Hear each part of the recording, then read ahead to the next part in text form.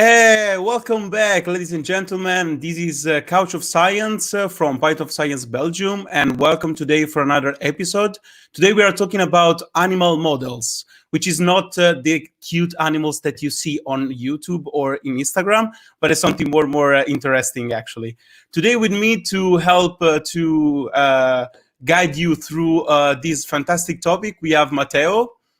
Hi, Matteo. Hello, everybody. How are you very today? good. I'm really fine. And you? Fine. It starts to be quite warm outside, but Yes. I'm glad to see there is still people that like to join us for this scientific talk. And as always, guys, if you want to interact with us, please write in the comment in YouTube or Facebook, depends where you're actually following us. And that's it. So I don't have any other recommendation. Just grab your beer, of course, if you have it, and enjoy this episode. But first of all, Matteo, as always, we have a small introduction before to introduce our guest. And today it's your turn to talk about something very cool. Of course, because we decided to let's wait for the slide coming to have a little bit of a background on what animal models were in the past, actually, and what animal model actually became in the time, just to have a bit of context and background of what's happening. And as usual, when you want to see what's up, something that is established in science, and you want to understand where it's coming from, you realize that everything is always coming from ancient Greek. They basically knew everything already 2,500 years ago, so I don't know why we even bother doing something nowadays. But yeah, there were already a couple of really interesting characters at the time that did something with animals, and I just listed a couple of them here, even though there were many more, because they're one of the major ones. The very first one, probably this Alcmene of Croton, that nearly 2,600 years ago, he was able to deduce that the brain is actually the center of feeling and sensation in the body of animals. And it did that just experimenting on dogs. We don't really know exactly what it did with dogs because, it's 2,600 years ago, but he actually managed to understand that. And a couple of hundred years later, Aristotle, when he was actually busy, evolutionating the world, he also took time to observing all the animals that he could see around him. He wrote a lot of stuff about it, and he was actually able to observe and understand how a lot of these different species develop during embryogenesis. And he also realized that, some stuff is common, some stuff is different, and he somehow understood that, life on Earth is all linked somehow. But till that time, anyway, we couldn't really talk about animal experimentation. It was rather an animal observation, and nobody really did something on animals to try to understand something better of human. That is probably what we do nowadays a little bit more. And the very first guy that did that was actually during the 12th centuries, was this Arabic physician. From his name, it's almost impossible to pronounce it, so I'm going to say it wrongly. Avenozar, I think. This guy was a doctor, was a poet, was a philosopher, because why not? But really interestingly, it was the very first one that had the idea to test something on animal and then see if it was working, and then to do the same on human. And this was a tracheotomy, so a surgical procedure to see if something that you do in animal then makes sense to do it also on human. And this probably marked really the changing in the paradigm of using animals in science. Now we make a huge jump forwards, even though in the middle a lot of stuff happened. Because I would just want to give you two examples of more modern scientists that use animals to make some of the biggest discoveries that are also really different from each other. The first one is Pasteur, that is extremely famous, and so you probably know who he is. But we know that his theory about germs, and he was one of the first one really understand and put a rationale behind the idea of vaccination. But he did everything, like all these, working on chicken cholera. And actually he was able to cultivate cholera from the chicken. He was able to infect chicken with the cholera, and he was also able to create a vaccine from that. And everything because he was working with chicken, basically. Otherwise, it would have been almost impossible to do it without. So this was more research done in classic biology. And another example, this one is probably a little bit more different, but really interesting, is Pavlov. He's also extremely famous. He's a scientist from the 20th centuries, and he was able to understand what we call a classical conditioning on dog. Basically, Pavlov was interested in trying to understand how the digestive system works on dogs, and he was working with the saliva of the dogs. He was working on the salivation of the dogs. And he realized, he was bringing food to the dogs all the time, of course, and he realized that somehow the dogs became, how to say, used to it. And every time he was walking down the stairs, the dogs were starting to salivate, even though he was not bringing food sometimes. So he made this connection, and he realized that the dogs were connecting, associating actually the footstep with the food. So two things that are usually not related to each other, and they were associated. And this is actually the classical conditioning, when you do associate two different stimuli together. Even though this was done on dogs, this is a fundamental mechanism of the brain of any animal that you can find in animal kingdom. So as long as you have a neuron, you do have classical conditioning. So this was another remarkable discovery that was done working on animals. And this is a bit of history.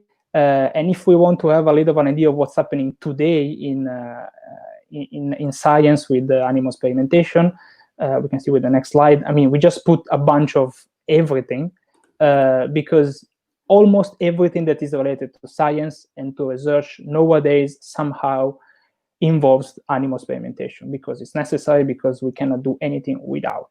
And in the next 40 minutes, Sumeet will try to explain you why this is actually important and how do we actually do this. So I hope I was clear. Yeah, it was really clear, very interesting. Thank you, Matteo. And of course, all these is just a small introduction, and our guest is going to go deeper in this topic. But already we have seen the strong correlation between science and animal models, and actually how animals can help us to understand better our biology, our neurology, and so much stuff. So without wasting more our time, I will introduce our guest. His name is Sumeet Pal Singh. I hope that I pronounced correctly his surname, but I'm not sure. He's a researcher in ULB. He works especially with zebrafish, which is going to explain, I guess, a bit about them. So, hello, Sumeet. Welcome. Hello, Sumeet. Hello, Michele. Hello, Matteo. Thank you for having me. Thank you to be with us, and welcome. Thank you so much. And so before we start, do you want to introduce a bit yourself? So what usually you do as a researcher? Yeah. So first of all, thanks for Pint of Science for giving me this opportunity. And I think it's really wonderful outreach program, getting things out to the public.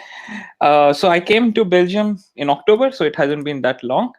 And most of my life I have worked in basic biology, just trying to find out just how animals achieve all the miraculous things that they can do. There is a lot of mystery, a lot of excitement about finding out things in the animal kingdom. We do not know we only know like the tip of the iceberg, and there is so much to discover, and that's where I'm passionate about. That's what I try to do, try to understand, with the hope, of course, that someday it will help humanity. But the most important thing is to understand just the basic principles of how things work. Yeah. And that would be our goal today, at least to communicate that that's also fun and interesting, and that's super important at the same time. Yeah, thank you so much. And I will just show your screen, so you are able to project your slides, which they are going to help us to understand better and what we are going to discuss. And the stage is yours. Okay. Thank you. So thanks everyone for tuning in, whether you are here live or later. For today's slide, all the slides have been shared on this QR code. It's just a GitHub repository. So if you miss something or if you want to download something, you can go here. And a lot of the material is taken from other places. I've tried to reference them. So hopefully you guys enjoy it. So I mean, the topic is really model organism, but we will focus on the whole animal kingdom.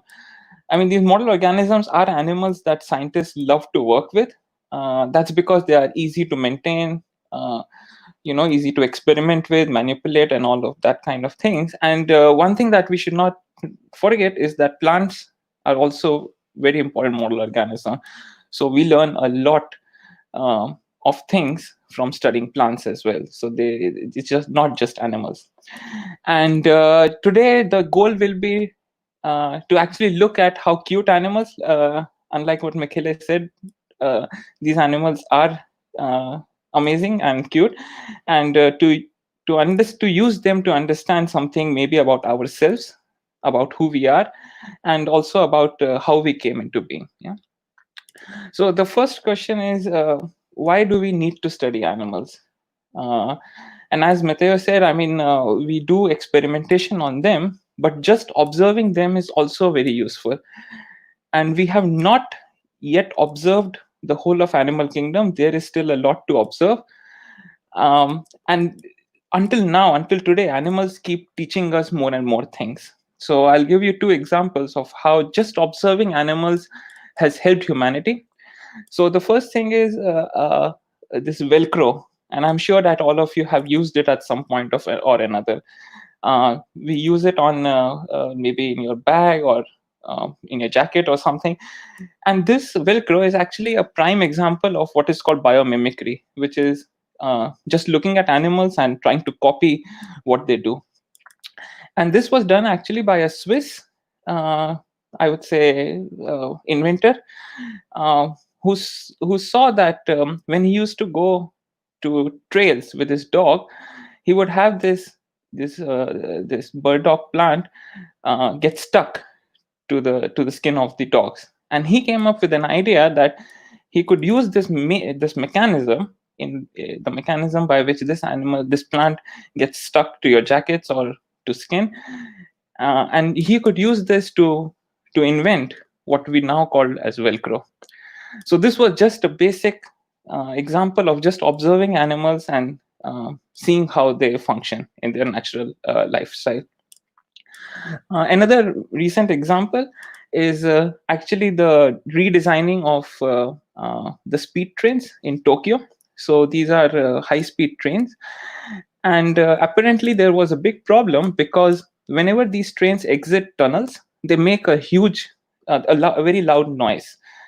That's because there is a big air pressure that's pushed out, and this noise was not very nice to people living around those tunnels and all those people, and so there were big complaints about these high speed trains. And so engineers actually looked at nature as inspiration, because nature had solved this problem, at least kingfisher had. And so the idea is that when a kingfisher dives into water, it has to do so in the quietest manner possible. Otherwise, it disturbs fishes, and then it cannot really catch its prey. And the design of the beak that it has evolved into is so quiet that it can dive into water without making any noise. And this same system was actually copied by the Japanese engineer to change the beak of the train. And this is what now is the new design for these high-speed trains in Japan. So you can just see, just by observing the animals around us, by looking at how they have solved engineering problems, how they behave, it can be an inspiration for solving our own real life problem. So that's the first reason for studying animals, right? And the next reason for studying animals, which is kind of more obvious, is to find cures for diseases. And in this case also, we look to animals for two things particularly. One is as inspiration for how they deal with diseases, and second thing is for testing. Now I will not go into testing today because that's not my expertise, and it's pretty obvious as to why you would want to use an animal for testing as a model of humans. But I'll just tell you about how we can get inspired from the animal kingdom into dealing with diseases. So diabetes, it's a very big epidemic right now. So almost 1 in 11 people in the world have diabetes, and it's supposed to increase, especially with the increasing levels of obesity and metabolic stress.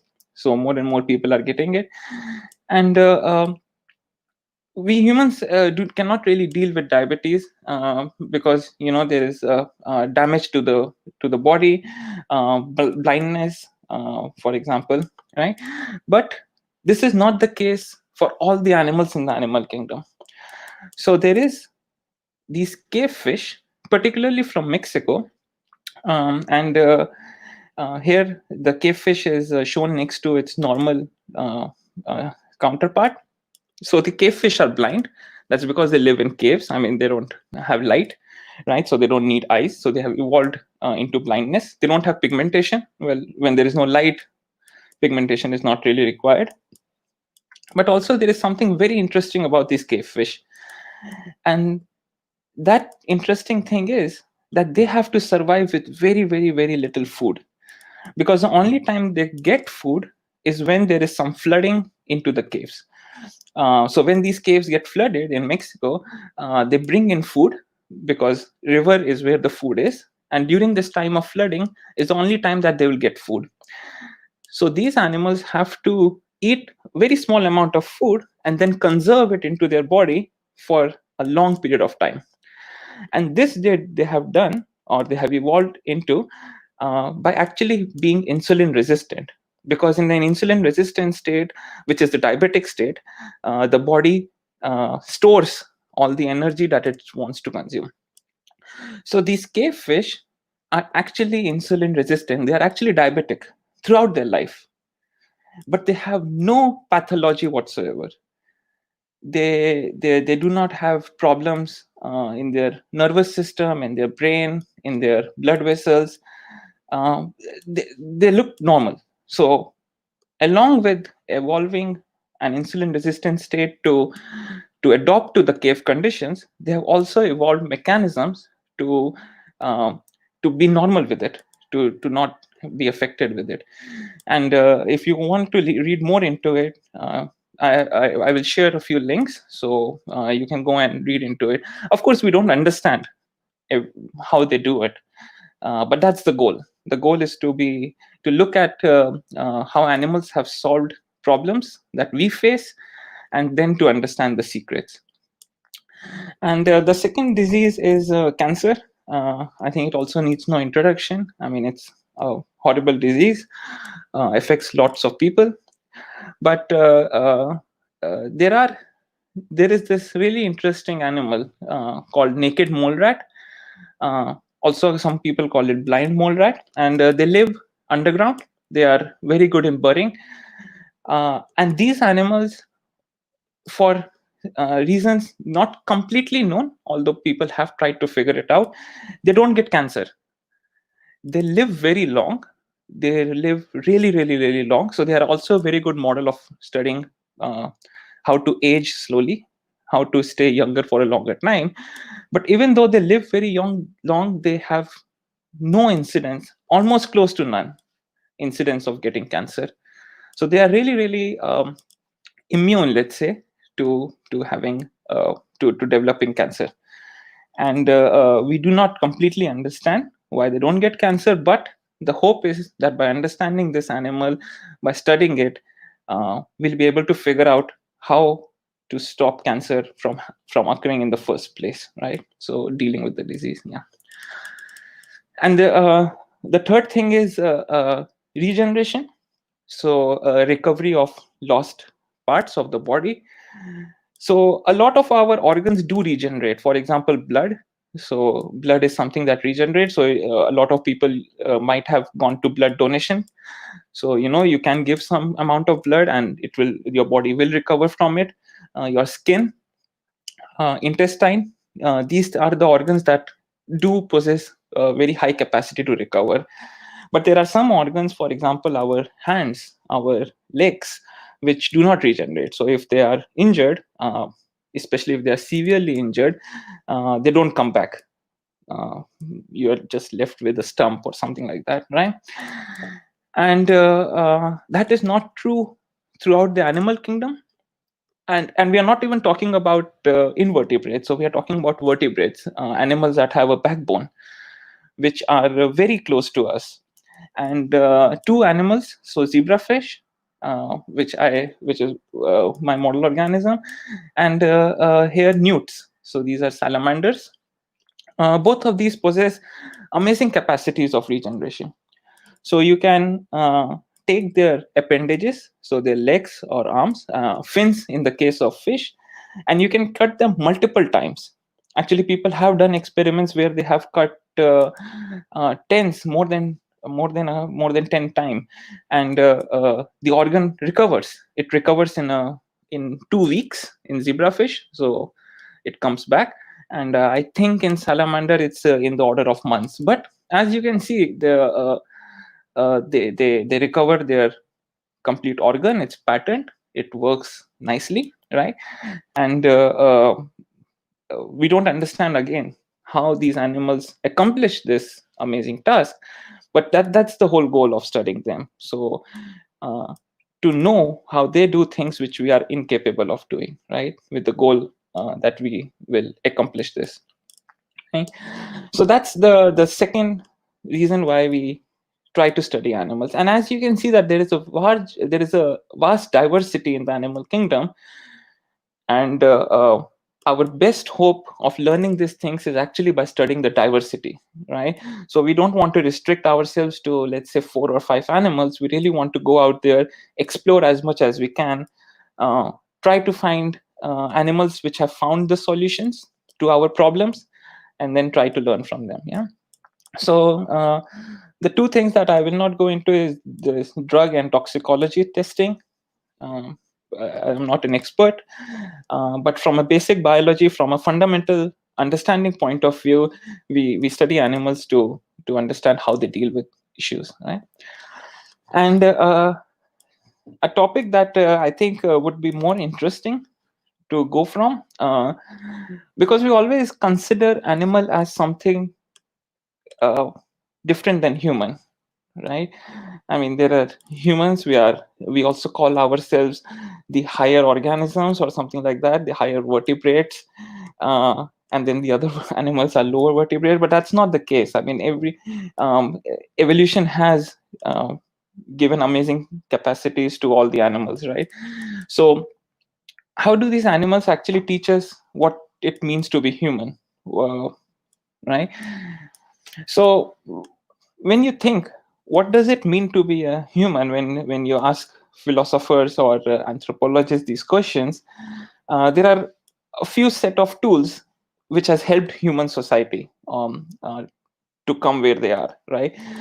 First of all, we are social animals, right? Being organized in a society helps humanity. We are very good in problem solving. uh, Humans have a amazing capacity for tool usage. We have a very strong learning capacity, especially children. Kids learn things very quickly. And language, especially singing, is considered to be human, considered to be unique to human, right? So I mean, these are let's say the 5 things that you might, if you ask people what makes human different from animal, you might get a combination of these answers, right? So uh, let's see if animals can teach us something about all of these capacities, right? So animal society, I mean, without going into too much detail, I think most of you might have heard of the work of Jane Goodall. uh, she studied chimpanzees, right? And she kind of proved that animal societies are as complicated as human societies. And you also see that with ants, honeybees. There are numerous animal societies that are arranged in a very complex manner. And if you have pets, then you completely understand that animals just mesh in a society, right? So they are social, they are also social. And I don't think that society as such can be considered to be a human thing, right? So problem solving, right? So humans are very good in problem solving, but so are a lot of animals. In fact, not just animals. This is a slime mold, and this is a unicellular organism. It works in a society, so it behaves like a multicellular organism in a way that it can exchange information between individuals that are present, right? So this is a slime mold. You will see it on your fruits sometime, or if it has rained, then next in the garbage can, you see the slime mold growing. And in this example, this slime mold has actually found the most optimal path from one food source to another. And remember, this is not an animal. This is not a multicellular organism. This is a unicellular. It's single cell. The single cell will be so small that it won't be visible on this video. And all this yellow thing that you see spreading is a society, a mix of unicellular animals, right? And if you see later onwards, you actually see when I pause this video, it has found an optimal path. The thick lines here. So it doesn't really it did go into random direction, but then it understood that that's not optimal. And then finally it strengthened itself into the most optimal way of reaching from point A to point B. Right? And this organism doesn't have a brain. It's not even an organism. It's a mix of single cells, right? So even without a brain, there are interesting creatures out there that have the ability of problem solving, right? Next, tool usage. So we regularly use tools. Opposable thumb, that's considered a landmark in human evolution, right? And the tool usage is something that that is considered as a real ability, as an ability that really makes us as a superior race or something like that, right? But that's not. Animals use tools daily. Many animals use them very efficiently, and here is one example from this publication. And it's from an old story which was verified. So I think that most of you might have heard about the story of a crow that went close to a well. So I paused this video to give you a bit of context. So that goes to a well, but the level of water in the well is not high enough. But the crow is very, very thirsty. So what does the crow do? It takes a lot of stones, throws it into the well. This makes the water level rise, and so the crow can drink water, right? So that's the old story, and possibly that's true. Possibly people did see crows doing that, because experimentally in a lab, people have documented such a behavior, such tool usage from birds. And in this case, it's a rook. And what the experimentalist has done is they have made a water chamber on top of which they have put a worm. And the worm is the food. That's what the bird wants to reach. But the level of water is not high enough that the bird can eat the worm. What you will see is that the experimentalist will keep a set of rocks of different shapes and sizes, and one of them is the optimal one. And now let's see if the animal actually does trial and error or knows exactly what the stones are and how to use them. So here is the water column. There is a worm on top.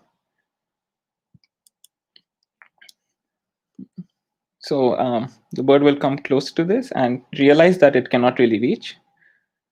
Yeah, it's not high enough.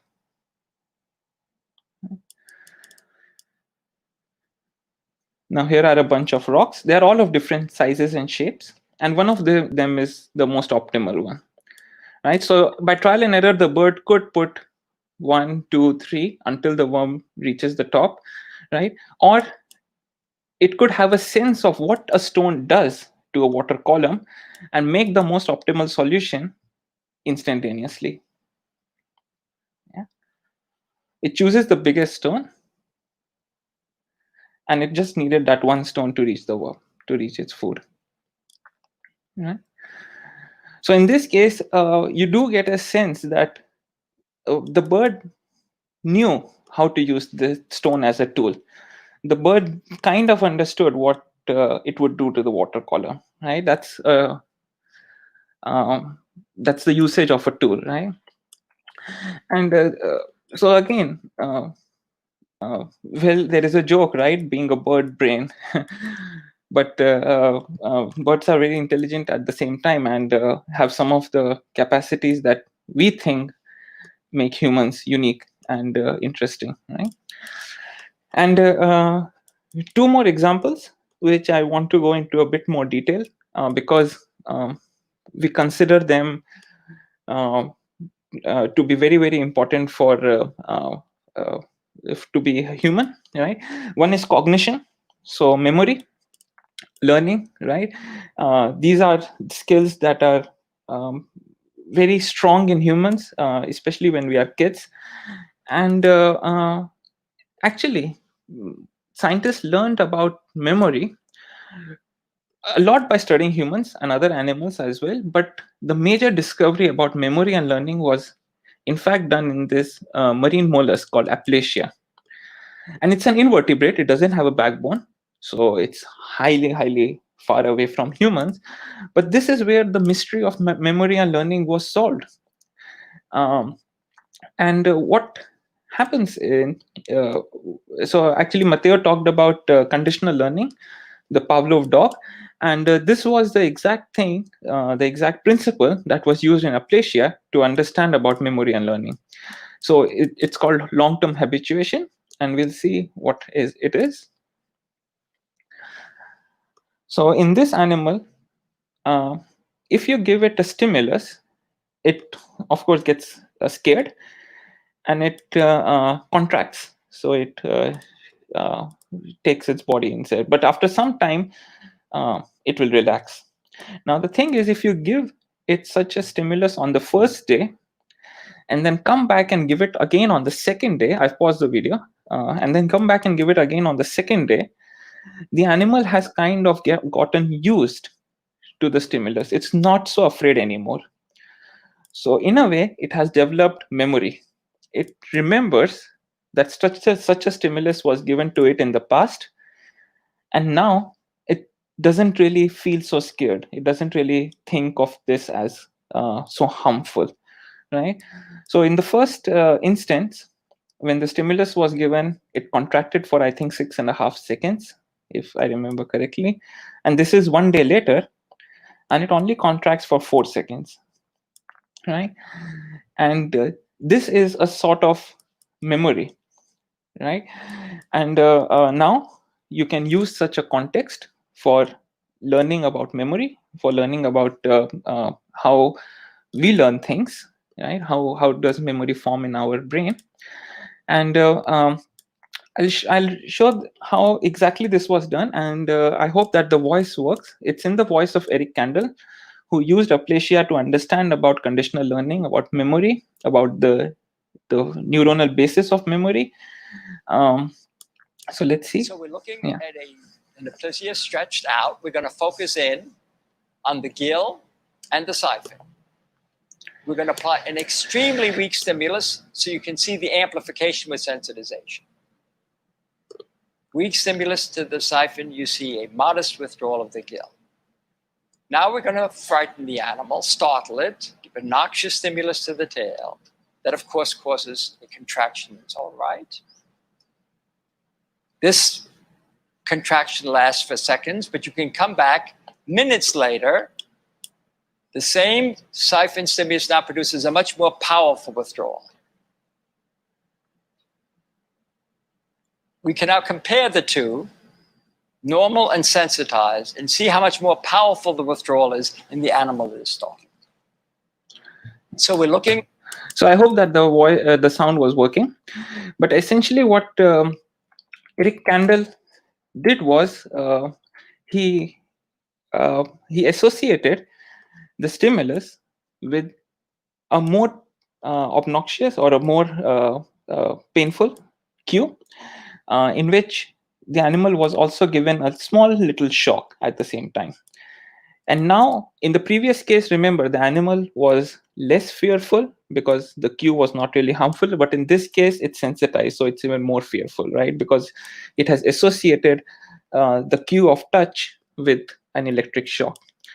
And this was what was used by Rick Kandel and of course his colleagues to understand how does the aplysia learn to sense, learn to respond, and develop a memory, right? And this is very similar to what we humans do. We perceive, we process, and then we take actions, right? And at the basis of this, the neuronal circuitry and also the chemicals, for example, in this case, glutamate is used by aplysia, all of this is conserved. So the toolkit that aplysia uses in its response to external stimuli is the same toolkit that we use, right? And because of this, he of course won the Nobel Prize in 2000. But the lesson being that the fundamental basis of how animals behave is highly conserved with how we behave. So if we can understand how animals do it, we get an insight into ourselves, right? So things as complicated as memory and learning, once we break it down into simpler things, like the withdrawal of a gill in aplysia, we can experiment with it. And once we can experiment with things, we can understand much more and more about it, right? And the last thing is language and singing. And the singing is considered by many to be very unique to humans. Like, responding to rhythm, responding to songs, or making songs. It's very, let's just say, not a very common thing that occurs, right? And it's tied to many cultures. So every culture has a different way of doing it, but almost every culture does have some sort of language, some sort of singing, some sort of communication, right? But that's not uniquely human as well. There are animals which for sure have language, and not only that, there is an animal that has singing as well. And in this case, it's a zebra finch, which is actually a bird. So I again hope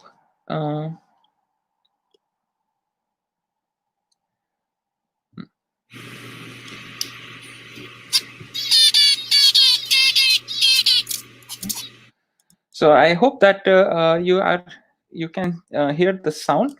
I'll just cross check in the comments if the sounds are coming, right? Yes, the sound is coming. Okay, perfect. Yeah, so then I'll continue. Yeah, okay. So the male zebra finch sings to the female. That's their mating call, and it's a language. It's a singing because it has a grammar. It's not something that every animal does exactly the same. Every animal has a unique way of singing, and they can also string sort of their words together to make new and new songs. Yeah. So in this case, a male is shown a female. It's a virtual female, but still the male sings to it, right? Yeah.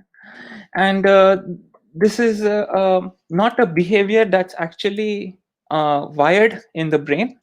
It's not an innate.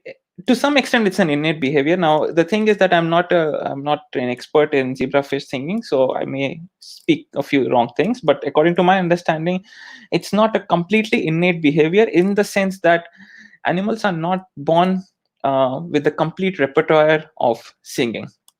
And this is something that actually the parents teach to their children. So here you'll see a parent teaching the song to its child.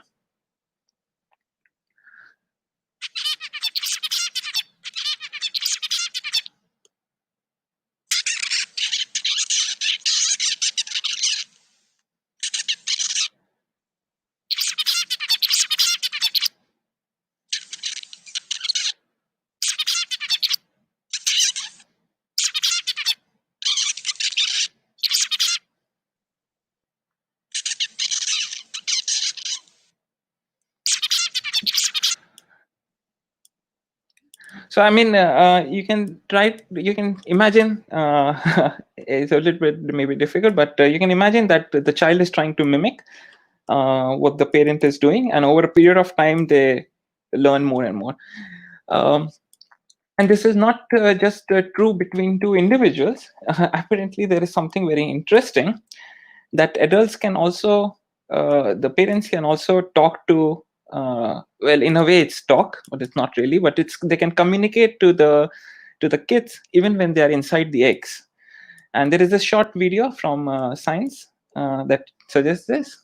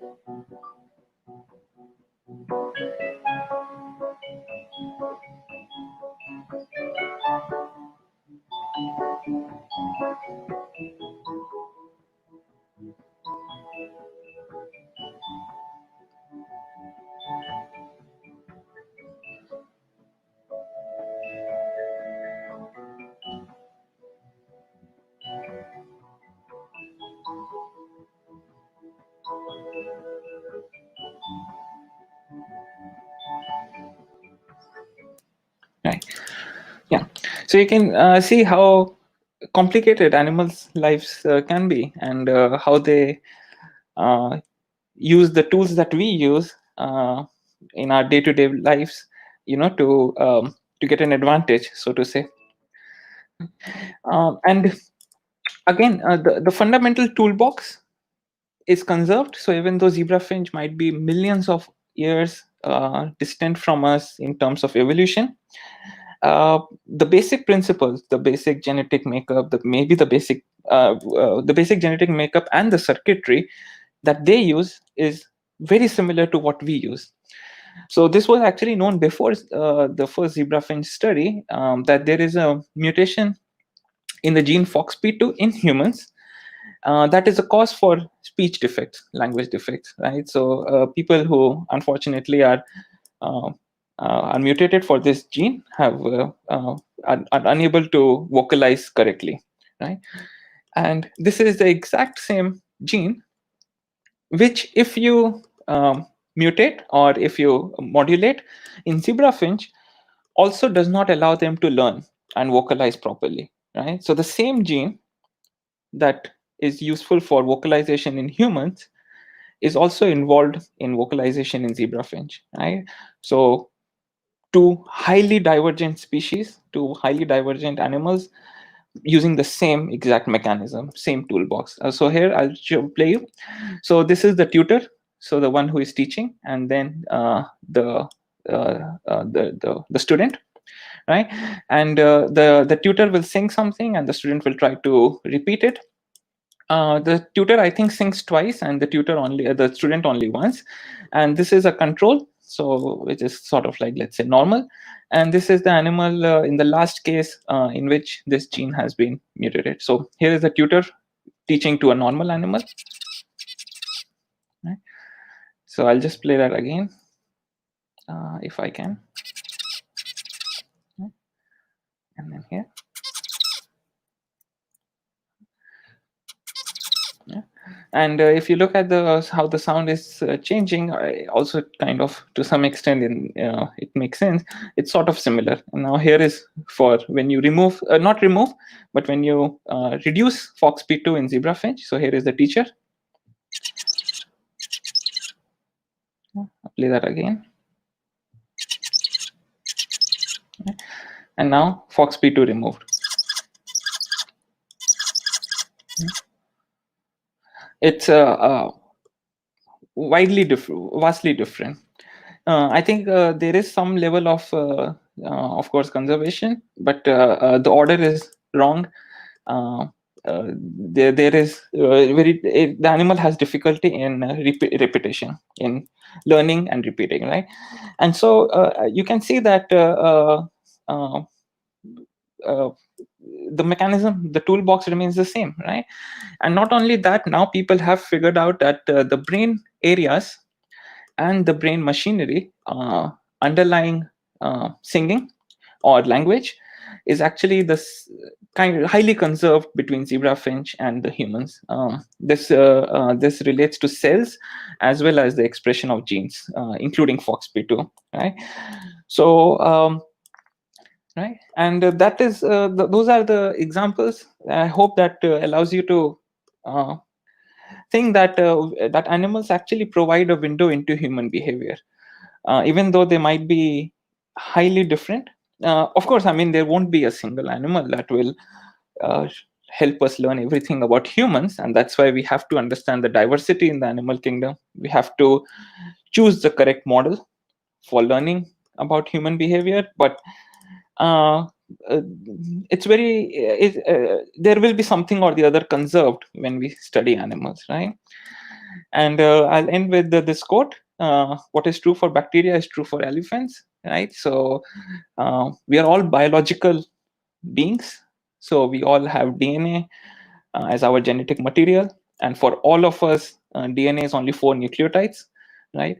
So biology just keeps on reusing and reusing the same toolbox. So if we understand the toolbox that other animals use, the hope is that we understand ourselves. Yeah, and with that, I thank you for your patience. Yeah.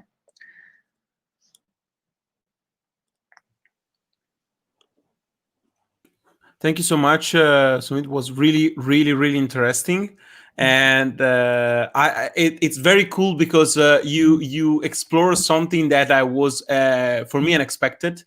So I was really thrilled about all the presentation because was really interesting. Thank you. And was really nice to see all these part of the study of animals and animal models, which usually something that doesn't really came up in your mind when you think about how animals can help us to understand not just them, but also ourselves. Right. So this is really, really, really interesting. Thank you so much. Thank you so much. Yeah, thank you. Yeah. I mean, yeah, that's the whole goal, that not to consider animals as just a tool for medical purposes, where they are being given drugs and we are just testing them for curing diseases, but to also to get an idea about how we came into being. Yeah, because at the end of the day, they have been on this planet for as long as we have. Some of them even longer than us. So. Yes. No, that's definitely really, really true. So I hope that the audience is enjoying this conversation. Now we start with a Q&A session. So guys, from the audience, if you have questions, just spit it out and let us know. And I want to start, actually, I have a question. I don't know, Matteo, if you have any questions. I do, but you can go on. Okay. I will start with this question that is, it's a bit, I would say is a philosophical question. But so you explain a lot of things that we generally put together with human beings and humankind, like singing, society, and stuff like this. So is, in your opinion, I don't know if actually you know about something about this, or maybe just your opinion, do you think that all the fact that we are the superior species, it's a myth? I mean, evolutionarily, there is no superior species. If you so there is because evolutionarily all the species wants is survival. That's all. And some species in the course of evolution become more and more complex. That's their way of surviving better. But in fact, some species also become more and more simpler. So for example, one of the model organisms we did not discuss, but it's a small worm called C. elegans. Yeah. And this animal is actually a very simple animal. The architecture of its body is completely known, and it has a limited number of cells and everything. But the same forces of evolution that shaped us are also the same forces of evolution that shaped that animal. So Okay. at the end of the day, it's essentially about survival. Now, of course, we have achieved great feats as a species. We have Yeah. gone to Yeah. the moon, and we plan for the future very well. We have a lot of empathy. We can relate to other things. We think about the let's say the well-being of the society as a whole.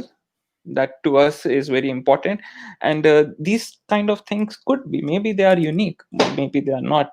Yeah. Yeah. I agree. I totally agree with you. Yeah. I totally agree with you. Matteo, do you have any questions? Yes, after your philosophical, my extremely materialistic, going on the other direction, is more about the financing this kind of studies in the science world. Right. Because of course, I mean, you showed a lot of super interesting models. Right. Most of them I didn't know even they exist. And, the superstar is always rodents everywhere. So these get a lot of money. But how is the situation in your knowledge about how it's easy to get money if you want to study a really weird bird that only lives in Brazil and for Yes. God knows why?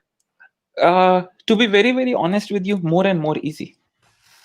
Oh, wow. Good. Because That was unexpected to me, I have to say.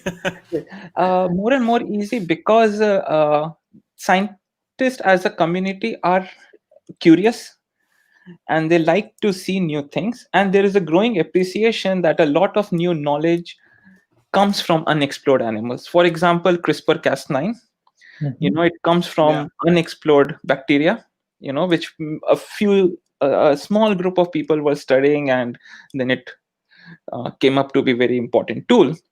Now there is a society called Society of Developmental Biology, and that society actually funds research topics solely on emergent model organisms. So if there is an animal, if there are animal species or animals which are not widely used, but you think they could help us understand an important question, you can actually ask for money for the Society of Developmental Biology. And people appreciate exploring new avenues. And also, more importantly, again, coming back to CRISPR-Cas9, because of CRISPR-Cas9, manipulating these new animal models is becoming more and more easy. So in recent years, we have really seen an explosion, actually, in use of new animal models. People have started to work to get them into labs, to work more and more into them.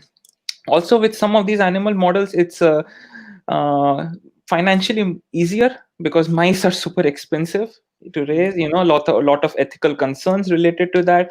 But if you work with an invertebrate, like for example a fly or a mollusk, there are much less ethical requirements that you have to do.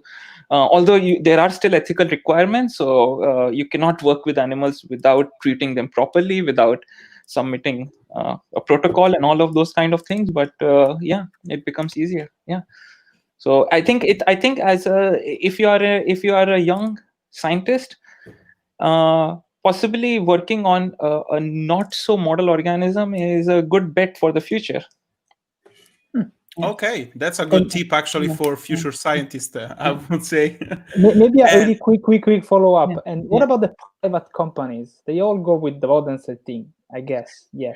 The reason for that is that when you need to test a drug, you need to submit what is called the toxicology report, which means how toxic it was. And to test toxicology, you need to have animal models which are closer to humans. And prime among them are mice, rats, and guinea pigs.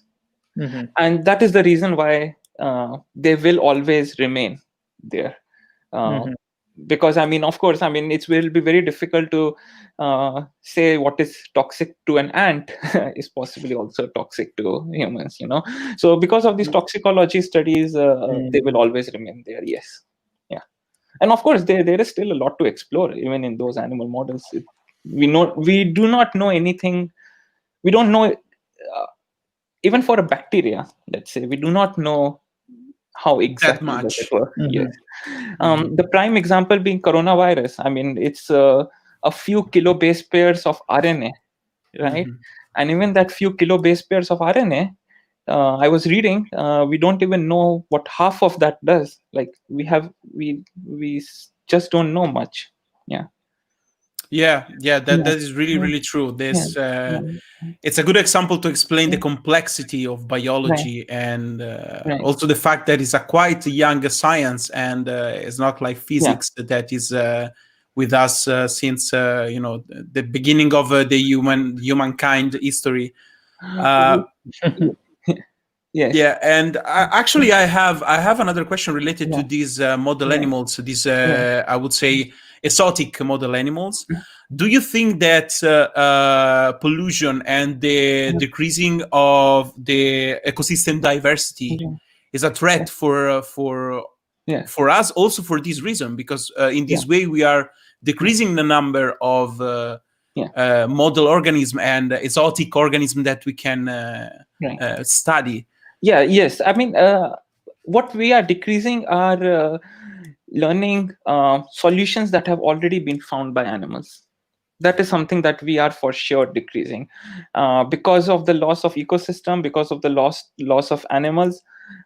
You see, animals have to survive, and in that race to survival, there are many solutions that they have already found to problems that we are facing nowadays. For example, there are very nice ant studies to how one can control traffic. So now there are actually architects and civil engineers who are trying to study ants into, because even though there will maybe hundreds of ants going in a line, they never collide with each other. That's So true. you know what is their system? Like honeybees for navigation, because honeybees can explore hundreds of kilometers, well, maybe not hundreds, but tens of kilometers away from their nest, but still they can come back, right? So all of these are questions that we know. The thing is, there are things that we don't know, right? And unless we explore, we don't even know what we don't know, right? So that is what becomes the problem. Of course.